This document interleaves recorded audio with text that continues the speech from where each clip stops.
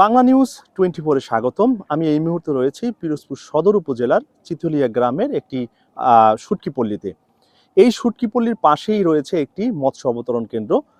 সমুদ্র থেকে মাছ সংগ্রহ করে জেলেরা এই মৎস্য অবতরণ কেন্দ্রে প্রত্যেকদিন সকালে মাছ নিয়ে আসেন।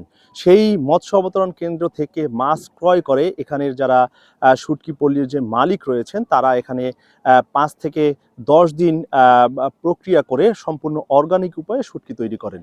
এই শুটকিগুলো দেশের প্রত্যেকটি জেলায় চাহিদা রয়েছে, তবে সবচেয়ে বেশি উল্লেখযোগ্য চাহিদা রয়েছে চট্টগ্রাম এবং কক্সবাজারে। এই শুটকিপল্লীটির প্রায় ৯০ থেকে ১০০ জন মানুষ এখানে প্রতিনিয়ত কাজ করেন। প্রকারভেদে এখানের যে ৩০ থেকে ৩৫ প্রজাতির যে মাছ এখানে শুটকি করা হয়, এগুলো ৫ থেকে ১০ দিন সময় নিয়ে শুটকি করা হয়।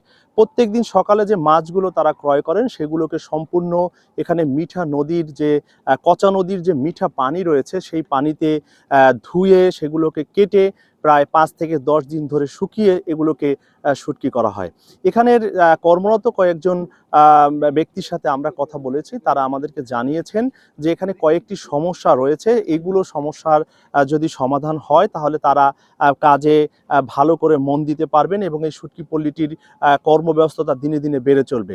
তাদের সমস্যাগুলোর মধ্যে রয়েছেন এখানের যাতায়াত ব্যবস্থা অত্যন্ত খারাপ। যেমন এখানে আসতে গেলে একটি বাঁশের সাঁকো পেরিয়ে এখানে আসতে হয়, যার কারণে কিন্তু মাছ আনা নেওয়ার সময় তাদেরকে বিভিন্ন ধরনের সমস্যার সম্মুখীন হতে হয়।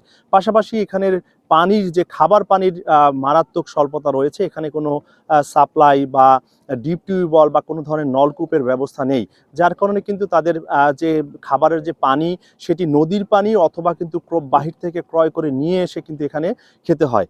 পাশাপাশি এখানের যে বৈদ্যুতিক যে ব্যবস্থা, এই ব্যবস্থাটিও খুবই খারাপ। এখানে কিন্তু কোনো বৈদ্যুতিক বা সোলার কোনো ধরনের ব্যবস্থা নেই, যার ফলে কিন্তু এখানের যারা কাজ করে সন্ধ্যার পরে কিন্তু তাদেরকে এক প্রকারের কিন্তু আলো স্বল্পতায় ভুগতে হয়, যার কারণে তাদের কিন্তু বিভিন্ন ধরনের সমস্যা হয়ে থাকে। এজন্য তাদের এই সমস্যাগুলো যদি কোনো প্রকারে সরকারি উদ্যোগে যদি সমাধান করা হয় তাহলে তাদের কর্মব্যস্ততায় আরও তারা মনোযোগী হতে পারবেন।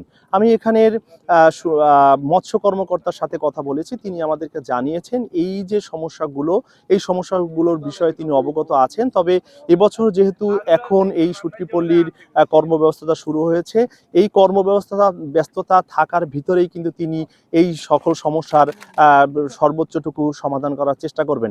পাশাপাশি যারা এখানে শুটকিপল্লীর যারা মালিক রয়েছেন তাদেরকে তারা সরকারি উদ্যোগে যদি কোনো প্রশিক্ষণ প্রয়োজন হয়, পাশাপাশি যদি কোনো সরকারি লোনের প্রয়োজন হয়, এই লোনগুলোর কিন্তু তারা ব্যবস্থা করবেন। এই শুটকিটি, এখানের যে শুটকিগুলো আছে এই শুটকিগুলো দেশের সব জায়গায় মোটামুটি চাহিদা থাকার কারণে কিন্তু এখানের মালিকরা দিনে দিনে কিন্তু এই শুটকি উৎপাদনে কিন্তু ঝুঁকছে। পিরোজপুরের এই শুটকিপল্লী থেকে আমার কাছে ছিল সর্বশেষ। আপনারা এতক্ষণ দেখছিলেন বাংলা নিউজ, সাথে ছিলাম আমি মাহবুবুল আলম।